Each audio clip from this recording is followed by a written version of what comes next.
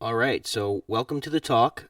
My actual name is Victor. I know that I have brother Victor up here in the historic chat. I just changed my name on this platform to Blessed Energy so that you guys know that it's actually me. We're going to talk about initiation today. What does it mean? It's doesn't mean what people think it means. Doesn't mean what I used to think it meant. Um,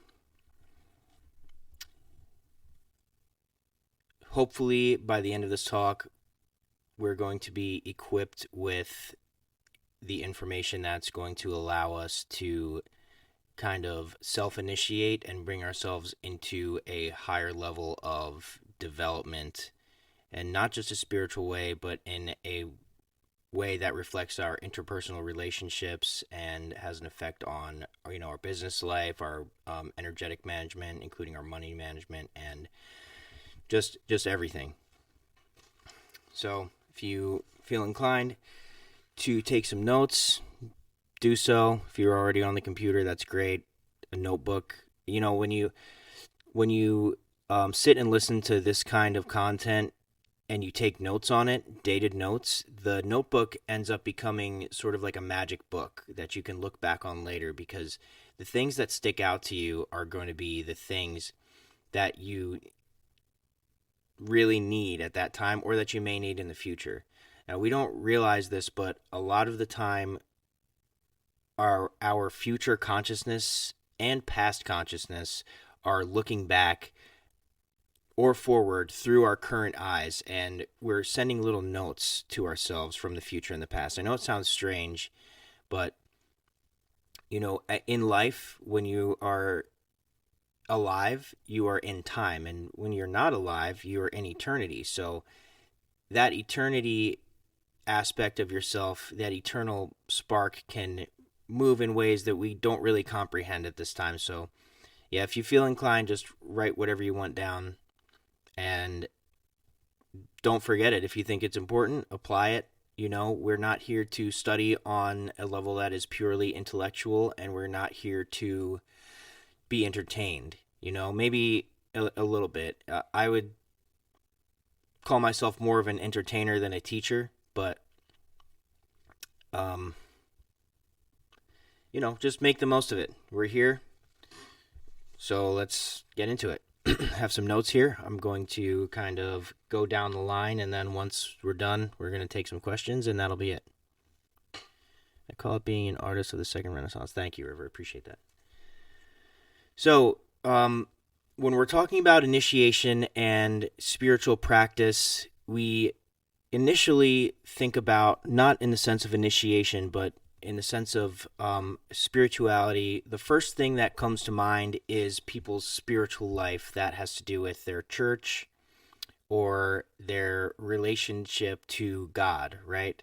And most of the time, what we assume to be God is kind of this man in the sky, amorphous masculine presence. Now, this is a rendering of an idea that is unspeakable, but we're putting it into context that we can understand and wrap our human minds around. We personify this, we personify that, we personify everything. So we personify something that's not necessarily a person when we're thinking about God and spirituality. Now, in really many traditions, or all traditions that you look into, when you look into the esoteric side of them, this goes for Hinduism, Judaism, Buddhism, it's always the same absolute undifferentiated force being distributed through things, right? So what we're doing here is looking to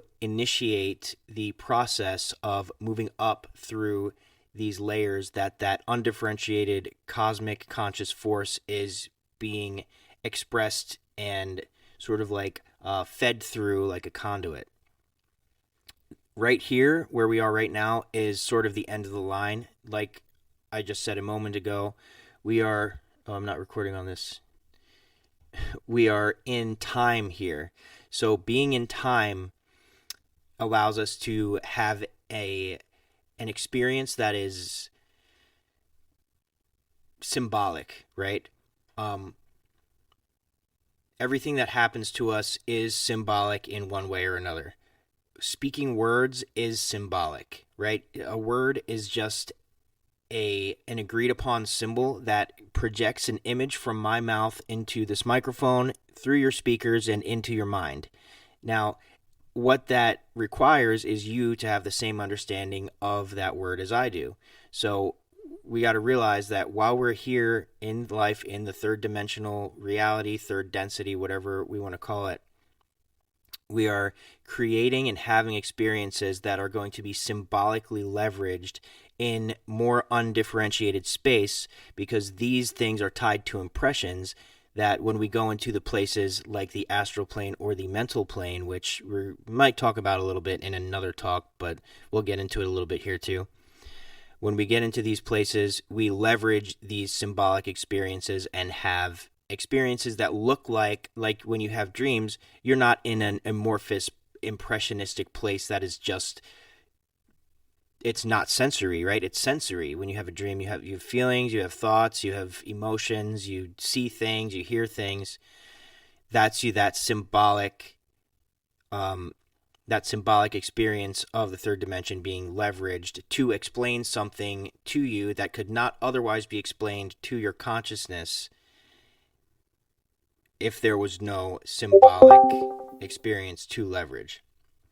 So now we see, when we think about spiritual traditions and when we think about people who kind of elevate themselves, right, it's really difficult to even see or recognize that somebody is elevating themselves in one way or another. And that's because if you're not on the vibration that that person is on, what they're doing is invisible to you.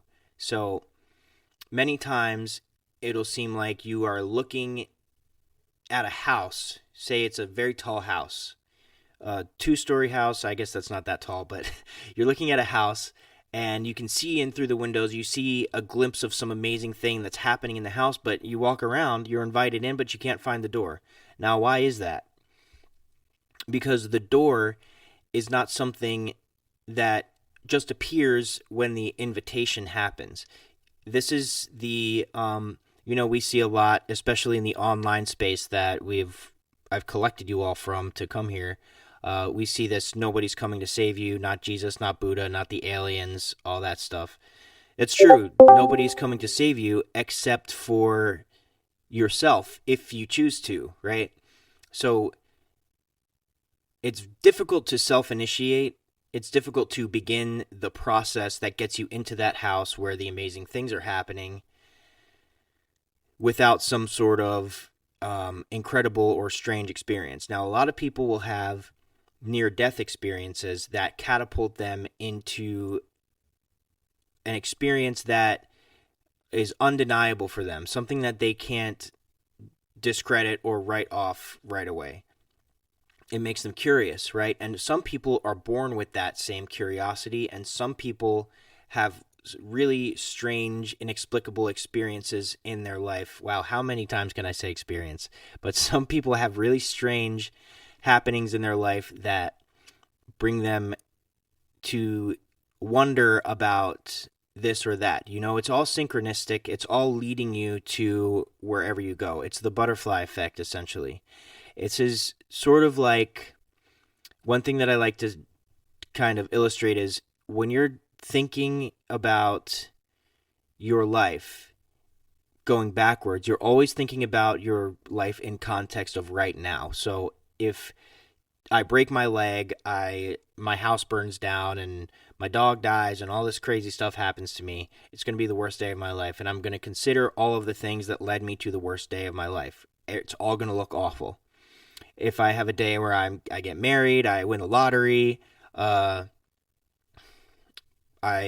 make amends with my worst enemy, and all of this, whatever the best things that you could think of happening, I guess that's all kind of subjective, but whatever the best things whatever the best day you could ever have, on that day, you're going to look back and trace all of the things that led you there. And they could be the same things as the worst day you had leading to the best day you had, but that perspective, that filter of that particular state of consciousness is going to make it look the way that it looks to bring you to where you're at.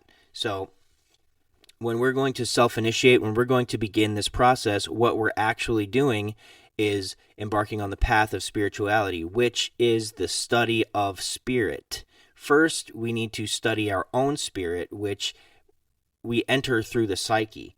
So now we need to cultivate an understanding of our psyche, and this starts with questioning, rapid and unending, honest questioning of what we are, right? Have you ever considered, I would assume that most of the people here, I've interacted with a lot of you, I would assume that you have sat and wondered what you are, who you are, and, put your wallet to the side, your social media presence, your family, your job, your life experiences, put all that to the side and wonder who and what you are. What are you made of? What caused you to be alive? And where were you before and where are you going to go, right? These are some really basic questions, but they're also really big questions. And as we kind of go through life, we end up asking smaller and smaller questions because we want to get to the details, but we fail to realize a lot of the time that the bigger picture is comprised of details, and the details are interrelated. So if we're not going to ask the large questions and try to look at things from a higher perspective, we're not going to get to the core of what we are actually trying to figure out, right? So now I have a quote here that is from Anne Ree Colton. I'll just type it in here. If you look her up on YouTube,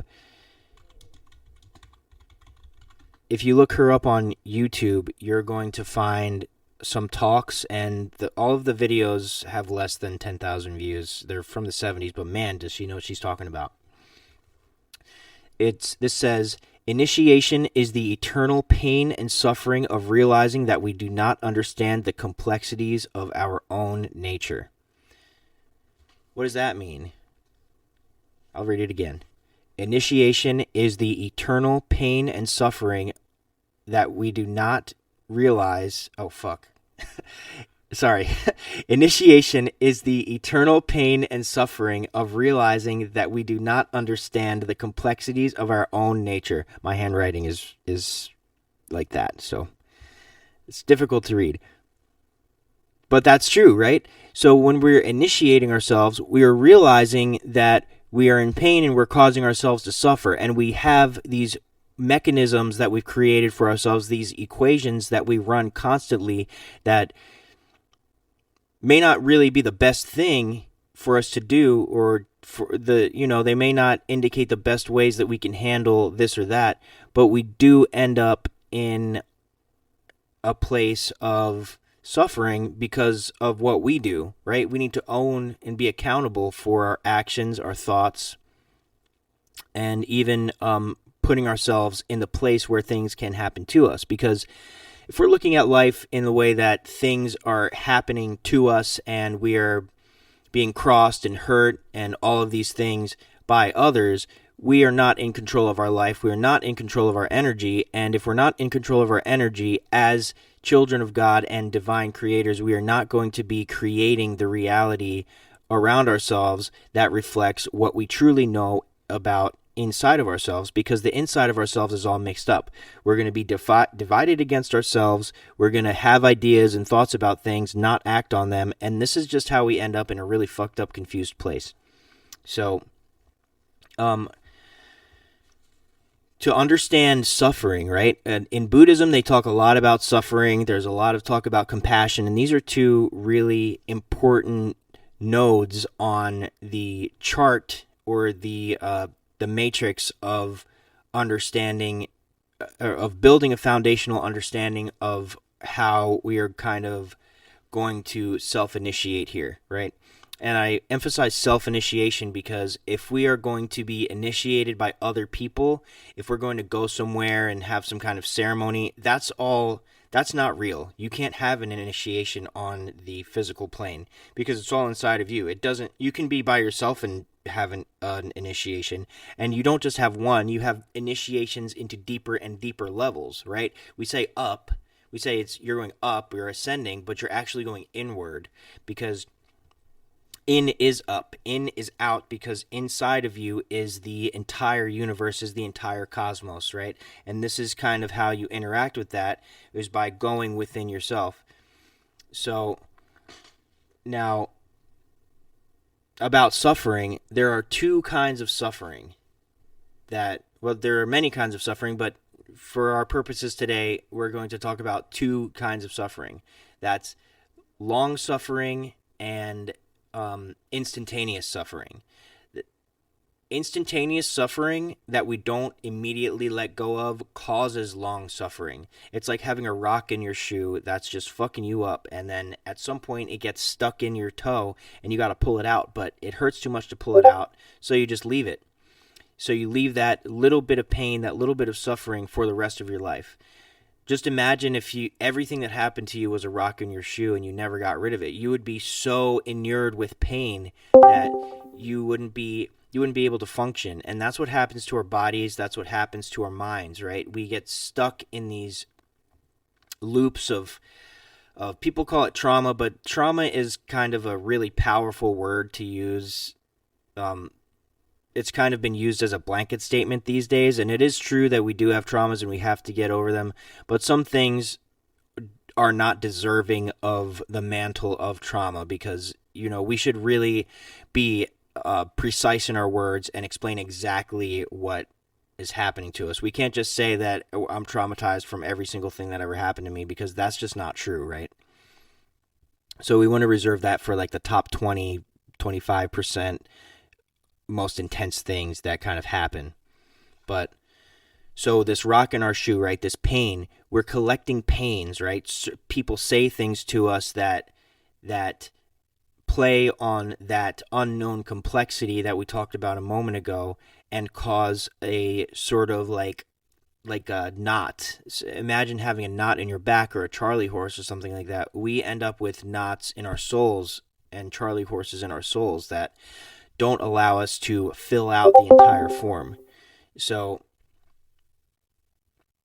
when we're working on this work, we have to recognize those long suffering points, that 1% of suffering, that half of 1%, that 0.1% of suffering that we have every day, that is going to take us into, if we're going to, remove it, it's going to take us into a point where we're suffering 100 times what we suffer in a day, in a moment. But after that 100 times, we're not going to feel that anymore, right?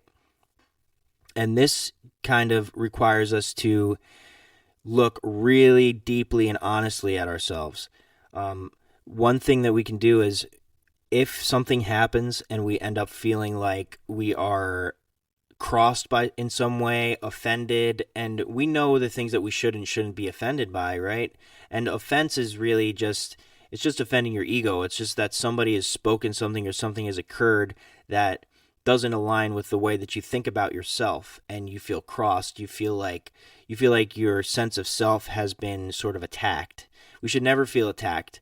If somebody points out something negative about you, if you are an initiate, if you are self-initiating, what you're going to do with that thing that they pointed out is you're going to possibly even thank the person for telling you, and then you're going to look and see if there's any truth to what they're saying, or if they're just projecting, or just angry, whatever. But a lot of the times when somebody does say something to you, there is some truth to it. So it's always worth a look, right? It's always worth an honest look. And that look needs to be ruthless in its honesty, but it also needs to be compassionate, because we can't just look at ourselves as if we are just bad all the time.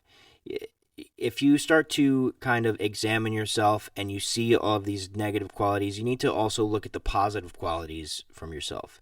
Like, think about the things that you had when you were a child that you never lost. Actually, we're going to go into that a little bit deeper, but I don't want to get... Oh, that's actually the next thing. Okay. I don't want to get too far off track here, because I've been taking some pretty good notes that I think that it would benefit us all, especially myself, to kind of order my thoughts and talk about these things, because that's the benefit of doing this for me. But so the suffering, right? The long suffering, the hard things that we do, the hard conversations, the things that we let go. Some of this stuff is purely mental, and some of it is relational. So if there's an apology that you feel like you need to make that apology, right? If there is something that you do that constantly that you know you shouldn't do, remove yourself from that situation and don't do it anymore. And by removing this kind of suffering, now this is just a superficial layer. There are many, many deeper layers than just the actions in the world, right? In Kabbalah, we talk about the 10 Sephirot. There's actually more than 10, but we talk about, the kingdom, the bottom Sephirot, Malkuth, right? And in Malkuth, it's the physical world, but we don't actually interface with the physical world because we're so stuck in our mind and this kind of revolving energy of noticing suffering and not noticing suffering, this emotional thing. It's the moon. It's like a lunar kind of thing, But we don't even recognize where we are in the physical world. We don't even see the physical world for what it really is most of the time. I'm sure that you guys have seen optical illusions. Well, everything that we look at is an optical illusion. It's really difficult to kind of wrap your head around, but if you want to see the world physically with your physical eyes a lot better, one thing that you can do is look at a painting, not on your phone, on something bigger or like a piece of artwork, and look at the whole thing. Don't look at details of it. And this kind of goes hand in hand with looking at your life from the top view instead of a bottom view. But just look at the details. Don't look at the details. Look at the whole thing and how the details interrelate, and then take that technique of looking at the artwork and look through your whole vision and see everything. Don't focus on one particular thing. You can just see everything, but look at nothing, right? And you'll notice that you see a lot of things that aren't there out of the corner of your eye after a while of doing this. So that's one thing that you might want to remember. So, okay, part of the complexity that causes us suffering inside of ourselves, part of that thing that we don't necessarily recognize all the time, is how we have developed our mind and our ideas about things, and also how we have constructed our emotional circuitry. Because emotions are energy, they need to move through different circuits. So we have things about, I don't know if you guys know anything about electrical engineering, but you have like resistors, diodes, cathodes, all these different things that the electricity runs through, and it takes a different form, a different amperage, and it sends information, this electrical information, to different places. And as this happens, it's transformed into whatever it needs to be to express itself into whatever component it's going to. So when we're taking our emotions, when we're feeling our emotions, that emotion has come up from somewhere very deep where all of the energy is generated, and it's come through all these filters that you have created through your experiences in your life, and it's expressing itself in a particular way. That can be changed, and that can be modified and rectified, but it can also be screwed up even more. So what we need to do is first ask ourselves, why did I think that? Why did I feel that? Trace it back, right? You have specific distinct feelings tied to a lot of different things in our lives. And I'm sure that everybody listening right now can come up with an example for themselves of what that would be. But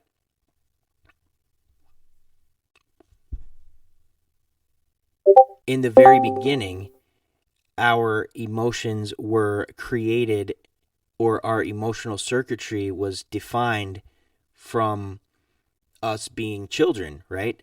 What do children and babies do? They have two ways that they express themselves. They cry and throw tantrums, or they laugh, or they have this kind of like curious look, right? all of our negative emotions had been untangled from that tantrum state, and all of our positive emotions had been untangled from that laughter state. If our emotions are untangled from one point or another point and never revisited, now, and this goes for the same thing as our ideas about the world and about ourselves and the way that things work. If these things are conceived of but never revisited and amended and updated for where we are in our life currently, we're going to end up with the emotional circuitry and ideas of a 10-year-old, 8-year-old, 12-year-old running our life. And that is not maturity. That is not adulthood. That is not how we are going to express ourselves adequately in the world, right? And that is not how we are going to climb the spiritual ladder or find the door to that mystical house where all the cool shit is happening inside, but you can't find the door, that initiation house. How you're going to find that door is by tracing these things back honestly and not taking a victim mindset when something truly had happened to you that you didn't have any part in. Your parents beat you up, or people are molested, like all kinds of awful things happen to people. People see things, people just get information that screws them up. They don't even have to be part of an experience. It's all subjective. It's different for everybody. It's different for me than it's going to be for you. But just tracing these things back and not allowing yourself to take that victimized roadblock and deter working on it, because you can work through these things. And some people need talk therapy, psychotherapy, all that stuff. I think that if you're going to find a therapist to work on that, it's honestly best to really go in there and really kind of lead the conversation and have them listen to the specific things that you want to talk about. Because if you find somebody really good, they're going to kind of lead you through this like rectification process and help you with exactly what I'm talking about right now. But some people are just there to hear you vent, and they don't actually add anything to the conversation. So if the therapy route is for you, then you have to really, treat it like a work and treat it like something that's important. Not just go and do it because you think that signing up for it is going to help you, because that's only going to give you 10% of the benefit. You want to get your money's worth, and you want to get your time's worth, because you're not going to get your time back in your life. You can only get future time back by changing and rectifying the things that are stealing your time and energy right now. And that's the point of going through that, So now I have strictly mental suffering, self-created. Yes, a lot of our suffering is created in ourselves and in our own minds. And we see that people with insecurity sort of ask other people, am I okay? Or if you're in a relationship, like, do you still love me? All this stuff. And it's nice to get some reassurance, but that reassurance sort of creates a self-consciousness that is negative and makes you kind of, you need to be sure of yourself. You need to be sure of things. And if you're not sure, and it doesn't necessarily mean that you need to be sure of the black and white or the binary of things, because that sort of puts you in this place of wanting to have a definite reality, which leads to anxiety. You need to be sure of the things that you're sure of, and the things that you're not sure of, they can be left open to prove themselves or disprove themselves. So allowing yourself to just be open and suspend your disbelief or belief about things is going to relieve a lot of that mental suffering that you cause for yourself if you're a person that does that. So now, right, I was sitting on this bench the other day looking at a lake. The lake was iced over and looked like it was about 2 inches of ice on it. It was a pretty big lake. And I asked myself, how much does this ice on this lake weigh right now? That's a big question. And if I was to figure out the volume and like the surface volume and the thickness of the ice and how much it weighs per square or per cubed inch, I could figure that out. And then I could take that equation and I could use it to figure out other things, right? So now if I'm going to ask big questions about myself, I'm going to be able to create an equation that I can apply to myself. So if I feel, just like we talked about a second ago, if I feel like I'm not good enough in certain situations, or if I feel like there's something that irritates me constantly that somebody does and they don't even know that they're doing it, ask myself why. I get to the root of it, and then once I get to the root of it, I can deal with it and release it and untangle it. And this is difficult to talk about, so this is going to be kind of open to your own interpretation and your own styling, right? This is like spiritual kung fu. In kung fu, when you're at the highest level, you create your own style. It's not about doing things perfectly. It's about doing things in a way that complements the formation of your body and the way that your kinesthetic sense is expressed through your consciousness, right? So when we're talking about the emotional circuitry and the mental sort of pathways that we take, we need to figure out those equations that are going to allow us to get to the bottom of what we're doing. And that is going to be contingent upon asking the right questions. You know that you're asking the wrong questions when you don't get an answer. And sometimes this is going to require you to just sit in your bed and just think about shit. And that's okay, because that is the work, right? To really figure out all the times and places that you were wrong and rectify that. It's not easy, and it doesn't make you feel good, but that's why you need to have compassion about it. But you should also take a journal about it and take a journal, right? You have the left page and the right page. On the one page, this is flipped. So on the one page, you're going to write all of the negative things about yourself. And on the other page, you're going to write all the positive things about yourself. And this is going to, just like we said earlier, as language is a symbol that brings a thought from the mind into physical reality and then into another mind, writing these things down and journaling about them makes them real. So if you write down what you think your negative qualities are that you can sort of refine and use to ennoble yourself, you're going to start to create a system for yourself to really see tangible results.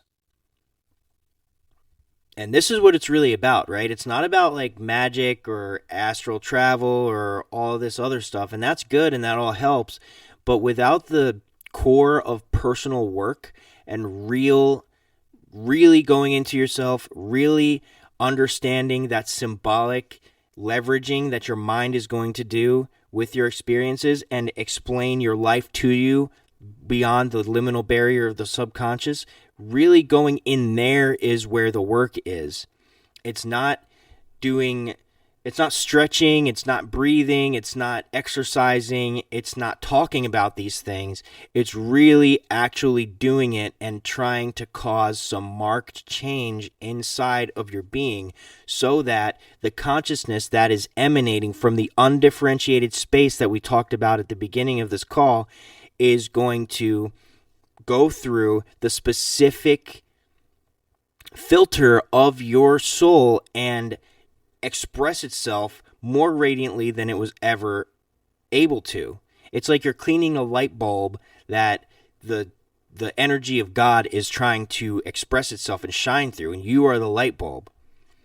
So we have self-study. So now writing that journal, the good qualities and bad qualities, it's called the black and white mirror of the soul. That's something that I get from this book, Initiation into Hermetics by Franz Bardon. Fantastic book. You can find a PDF of it online very easily. It's very heavy, but if you seriously want to get into this work, that is one of the best books that you could probably get for that. But in self-study, we need to recognize how we are out of balance and polarized. And one way that we can sort of see this in the world is politics, right? POL, polarity, POL, politics. We have right and left, red and blue. They are distinct polarities. And the people on either side of these things sort of have this, they're like, people become frenzied, right? People on the right don't see people on the left as human beings and with lives and grandmothers who bleed the same blood that they do and eat and shit and shower and all this stuff. And people on the left see people on the right as the same way when they're further away. But the people who are not polarized just see people who want the best for themselves and their families, and they're just concerned about different issues. So you can be concerned about whatever issues you want to be concerned about, but if you let that take over your consciousness and your energy, and you move the expression of your soul from something that is neutral and is not stoked by this other force, because we got to remember, we live in the third dimension, right? So everything is triple. You have one extreme, another extreme, and then the center. You have a positive magnet, negative magnet, and the balance point. You have, in a sine wave, you have the peak, you have the trough, and then you have the center line, which all of these things are kind of dependent on. So we want to keep our energy in that center line. We don't want to be, it's like if you celebrate every victory and you cry at every defeat, you are just wasting time, because the goal for you was not the process. It was to reap whatever kind of benefit you thought you were going to get by winning. That's a polarization, And that will stop you from analyzing what you did and rectifying it. And if you are so detached from the process, you're not going to even prepare. Even if you win whatever you're trying to win or lose whatever you're trying to lose, you don't care, and you're not going to learn from it because you're polarized into apathy at that point. So looking at your consciousness and looking at the ways that you can bring yourself into balance, and literally physical balance helps with this, like standing on one leg for 10 seconds a day, each leg, that will also help to bring an individual into balance. There are lots of different ways that we need to be balanced, but individually we need to look at the things that stoke us, that get us, really excited, really upset, and take a step back, have some self-consciousness, have some self-awareness, and understand that we may be polarized. And you can't just listen to what I'm saying here and then look at, say, well, I don't do that. Well, I don't, whatever. If that's what you're doing, then that's what you need to work on. Because that is the number one indicator that you have some kind of resistance at that spot. You have like an ego pocket of pain and suffering from the complexity of your psyche that has locked you out of the understanding of where that energy is kind of stuck. When you unstick that energy, of course, the light bulb gets a little bit brighter, right? You turn the page here. We're actually kind of getting to the end of this. Okay, so I want you guys to ask yourself, outside of any conception, outside of any quote or blurb or book or speaker that you might have taken in and said, oh, I resonate with that, right? Is your life happening to you or for you right now? Is it happening to you or is it happening for you? Are you taking every ounce that you can from the experiences that you're having, from the conversations that you're having with people, from what you give, from what you get? Are you really absorbing it, or are you just going through the motions? Are you taking in information that you think is nice and just saying, yes, that's me because I like it, that makes me feel good, so that's part of what I do, that is me now? We can't do that.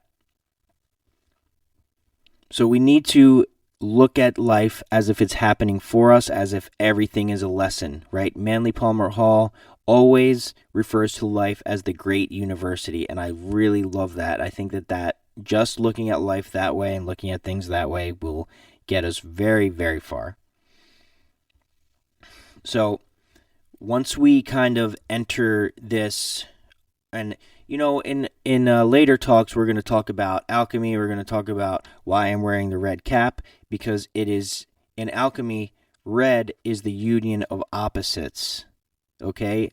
Red is actually balance in alchemy. That's why when you see a beginning magician in some kind of media made by anybody who knows anything, they're always wearing red, right? Like, think of, if you know the video game Ni no Kuni, when Oliver becomes a wizard, he starts to wear a red cloak. Full Metal Alchemist, the anime, Edward wears a red cloak. It's always red in the beginning. Now, red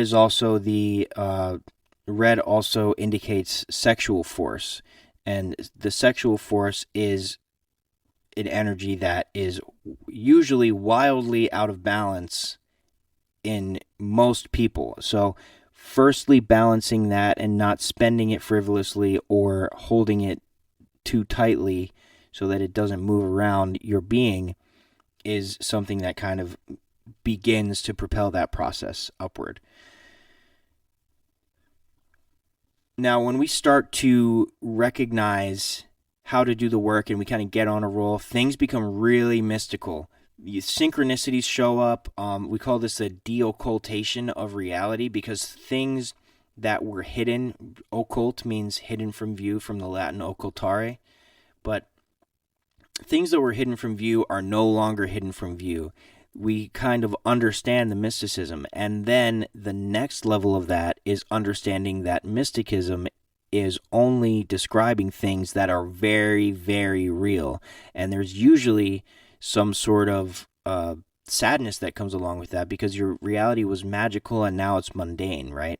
But then after that going up and then going down, we go up again higher, and we realize that the things that are real are more magical than the magical things, the mystical things that we thought they were. And the mystical things could never match the beauty of what the truth of these things really, really shows us.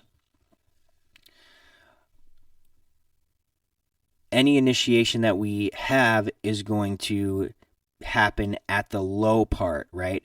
So we have root growth. It's like a seed. The roots grow and then it grows up, and then the roots grow more and then it grows up, and roots grow more and it grows up, and this keeps happening in this way.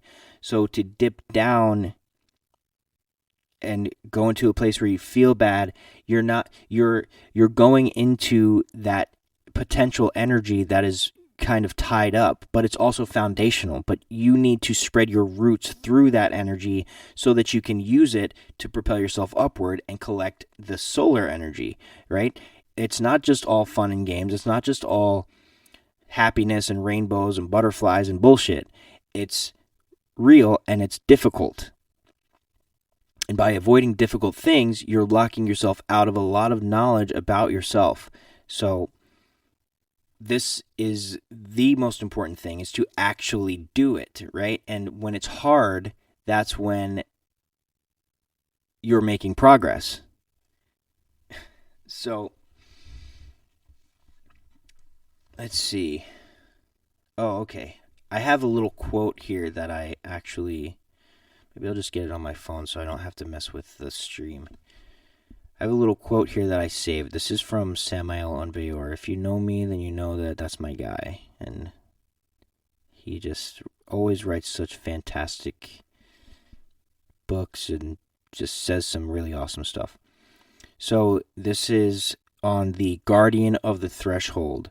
I call this the Dweller on the Threshold, and this is the aggregation of all of the negative things that we do in our lives. It's like the shadow self. Like, you see in movies and comics and TV and stuff where there's a hero that's got to face the version of themselves that's just, it's like the inverse version. It's like the bad version of them. This is that. So this says, the guardian of the threshold. The first ordeal that the candidate has to face is the trial of the guardian of the threshold. This guardian is the reflection of the I, the intimate depths of the I. Many are they who fail this terrible ordeal. In the internal worlds, the candidate has to invoke the guardian of the threshold. A terrifying electrical hurricane precedes the terrible apparition. The larvae of the threshold is armed with a terrible hypnotic power. In fact, this monster has all the horrible ugliness of our own sins. It is the living mirror of our own evil deeds. The clash is terrible. It is a face-to-face, hand-to-hand battle. If the guardian wins, the candidate becomes enslaved by the horrible monster. However, if the candidate is victorious, the monster of the threshold flees, terrified. Then a metallic sound shakes the universe, and the candidate is received in the children's chamber. This reminds us of that requisition uttered by the Hierophant Jesus Christ, who stated, "Except ye become as little children, ye shall not enter into the kingdom of heaven." In the children's chamber, and now children is curiosity, it's growth, it is who you are before all of this crap turned you into some other twisted being. In the children's chamber, the candidate is welcomed by the holy masters. The happiness is immense because the human being has entered the path of initiation. The entire College of Initiates congratulates the candidate. The candidate has defeated the first guardian. This ordeal takes place in the astral world. So this brings us to something that I talk about ad nauseum, which is dream journaling. We have to keep a dream journal. Get yourself a spiral notebook tonight. Spiral notebook and a pen that won't fail, or preferably a pencil. In the morning, write your dreams down first thing. Don't look at your phone. Don't do anything else. Recall your dream before you start moving. Write your dream down. You need to have an awareness of your dreams. You need to be able to look back on your dreams, because your dreams are leveraging your physical experience symbolically to explain what is happening inside of you beyond that liminal barrier. It's going to tell you when you've completed something within yourself. It's going to tell you what you need to work on. It's going to tell you what you need to be aware of. It's going to show you so many things that you did not know about. This is like your inner guardian, not the guardian of the threshold, but your, like your guardian spirit, your overself, your invisible self. That's really what we're working on here, is the invisible self, the self that you don't see, that follows you around. It is you, and it interacts with other people's invisible selves, and they exchange information and tell the visible self about it. You know what I'm talking about if you've experienced this, and if you haven't, just pay attention. This is going to, if you kind of capitalize on what we've been talking about here tonight, you're going to enter into a place of metamorphosis into your life, and your things, it's going to be like the butterfly effect. Like, the things that you do are going to just monumentally change your reality, and I really hope that for everybody. So that's the conclusion of this. If there's any questions that you guys have, please type them out right now.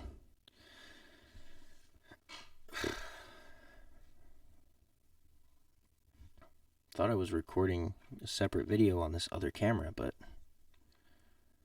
oh shit. Oh yeah, that didn't go.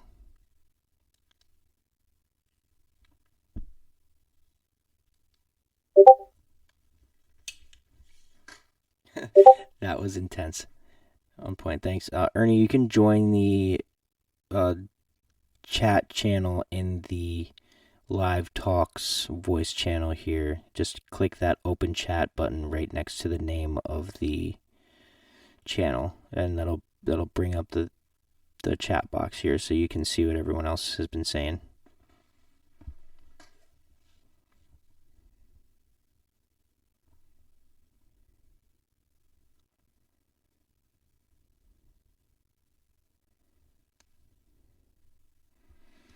I wasn't able to notate the books you mentioned. Totally want to unpack this for the next lives.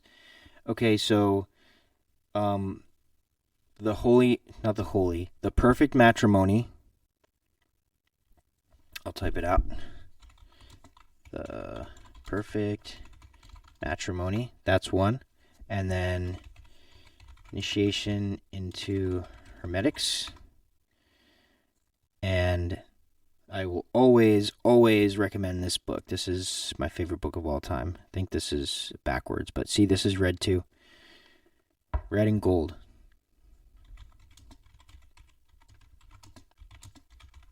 The Dayspring of Youth. That is another one of the books that I think are probably just some of the best reading that can be done. Also, Anne-Marie Colton on YouTube. Check. You would especially like Anne-Marie Colton.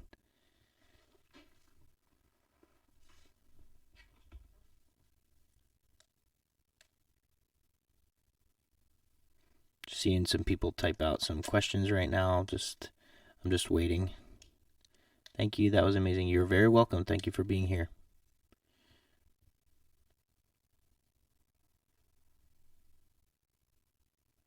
Man, I really hope that this recording recorded my voice.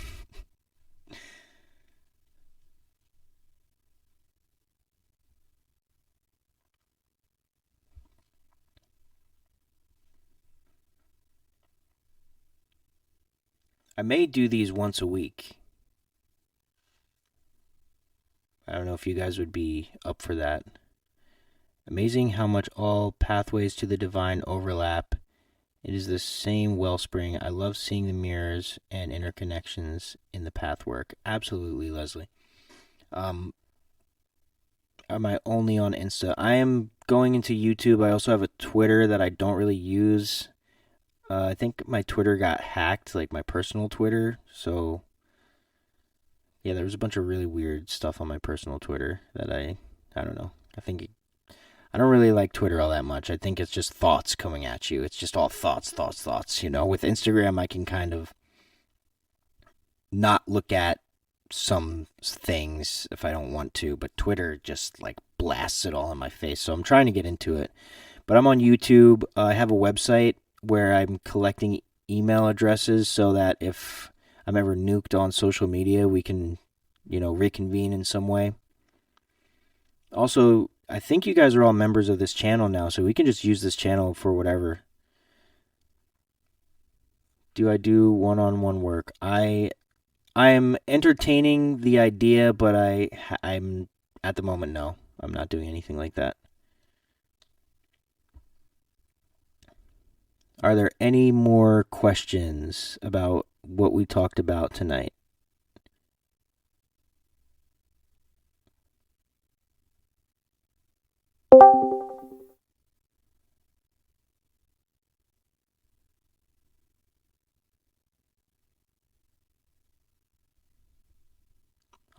I'm writing a book, and so far I'm about 140 pages in, and literally tonight, if you got something out of tonight, then the book is a deep dive into everything that we talked about. This is just so surface level here.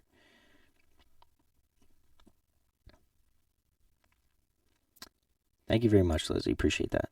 Thank you for being here. I appreciate the support.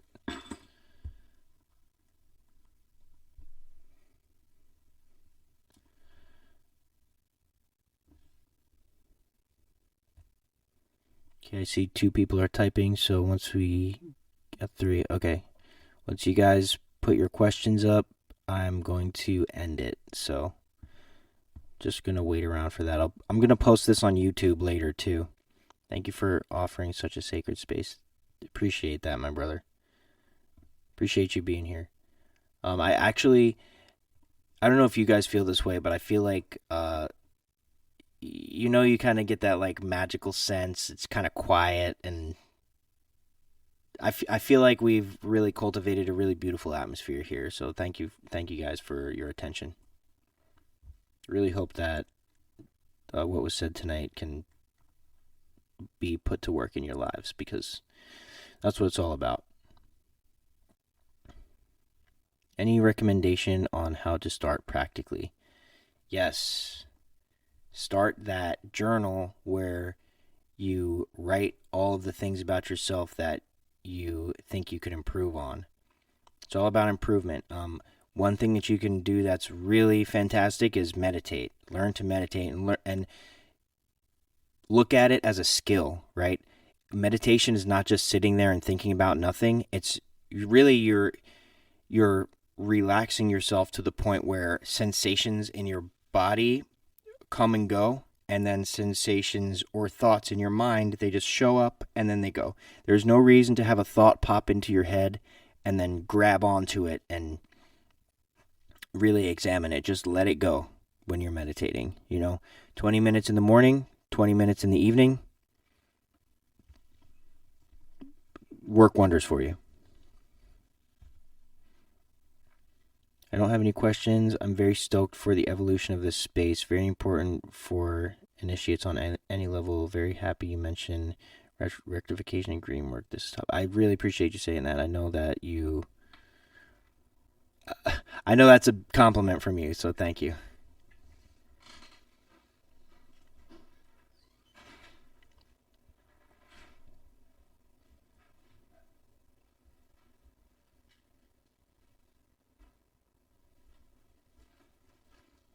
All right, now you guys are just blowing my head up. All right. Okay, I'm closing this up. Thank you guys for being here. The general chat will be open. Wish you guys all love, light, and courage. Meditate. Do your journaling. Don't give up. It gets hard before it gets easy, and then it gets even fucking harder, but you're going to get stronger at that point. So keep doing it.